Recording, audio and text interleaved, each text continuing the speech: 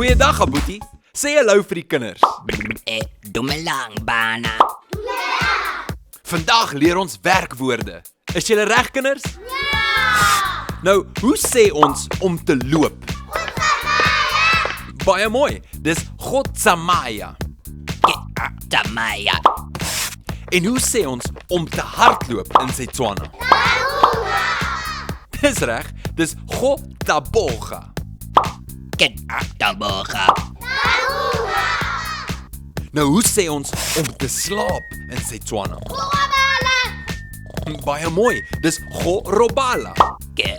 Robala. En om te sit in Setswana? Dis reg. Gonna. Dula. Okay, stop gou-gou. Kom ek verduidelik. Het julle agtergekom dat 'n mens kan sê gonna of godula vir om te sit?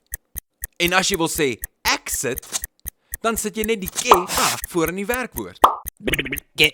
Dula. So, om te loop is Gotsamaya. Om te hardloop is Gotaboga. Om te sit is gonna of godula. En om te slaap is Gorobala. Nou kan jy hierdie woorde gebruik om sinne te bou. Totsiens, Aboetie. O, hy slaap. Totsiens, kinders. Sien julle volgende keer.